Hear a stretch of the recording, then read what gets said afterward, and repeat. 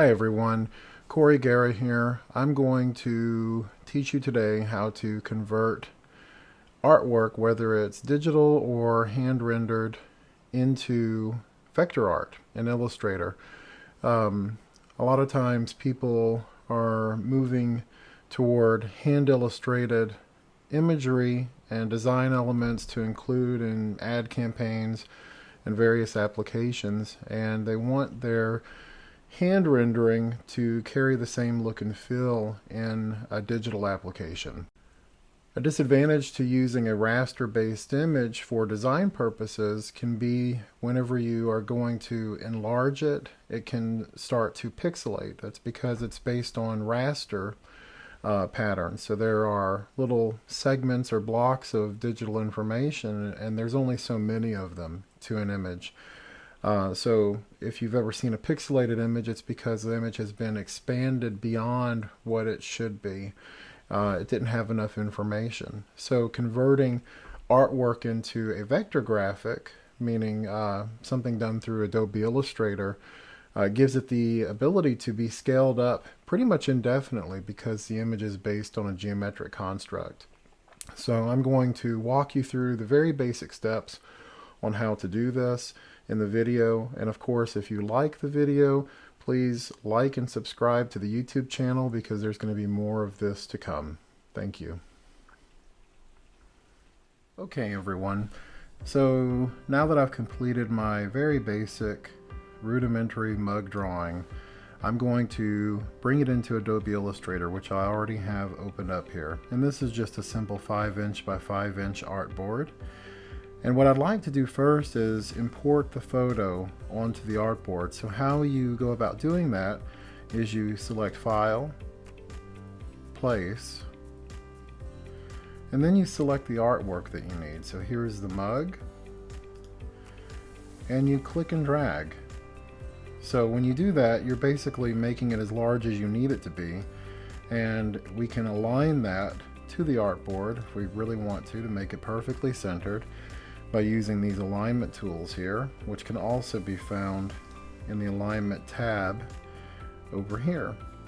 If you don't have this window, you can always go to Window, Align, and make sure that's checked. And once it's checked, you should have this appear.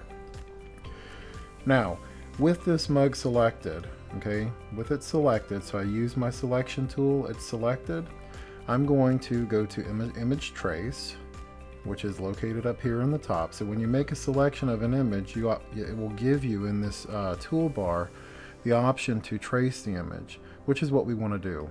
So for this particular type of drawing, it's just a simple black and white. We can go down to black and white logo, select that, and Illustrator will automatically try to trace it. So it's already done the job. You didn't really see anything. What we can do is hit expand, and now we have vector art.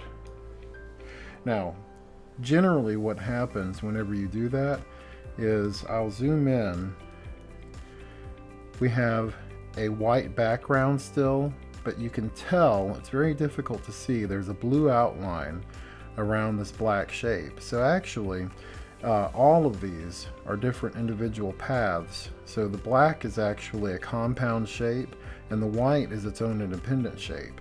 So if we don't want that to happen, I'm going to hit Command or Control Z to undo everything that I've just done, because I'm going to show you a slightly better way to achieve this in creating vector art. So I've converted this back into its original JPEG form, and what I can do is select this, and instead of hitting Image Trace here, I'm going to go to Window, Image Trace, and I'm going to bring this dialog box up that has advanced options for the object. And so with this selected and with this dialog box active, I can go down to presets, and I can also click preview, which we want to definitely do so we can see what the result is going to be. And I'm going to take you through a few of these. This video is mainly focused on converting a black and white image into vector artwork. So a high fidelity photo, that would be a photo that has lots of details, lots of color. That's what you would typically select. Low fidelity, maybe not so much. But you could go around and play in all of these different settings. But the one we're most interested in today is the black and white logo. So if I select that, remember before, just by clicking image trace up here on the top, the image still had a white background.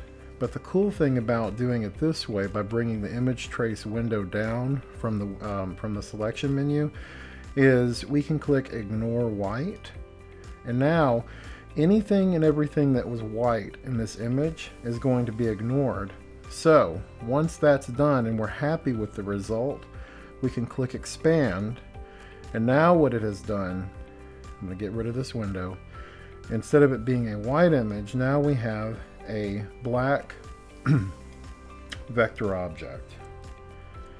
And the cool thing about vectors, just in case you don't know, is that a JPEG is what's considered a raster image. So you can blow up a raster image to the point where it starts to lose resolution and it begins to pixelate. And those pixels, those little squares of digital information, that's your raster. The cool thing about vector images is that they're built on a geometric construct, so they can be expanded or minimized pretty much indefinitely without losing resolution. So you can see as I expand this, I can bring this up as large as I want to, and it maintains its clarity and quality. So for simple line work, things like this, if you wanted to do a hand-drawn logo, something that has the feel of a hand drawing, not necessarily something that's so perfect in digital, this would potentially be a way to go. So you could convert an actual illustration or drawing into vector art, and that's basically all I have for you. I hope this helps, and I hope to see you all again on another video. Thank you.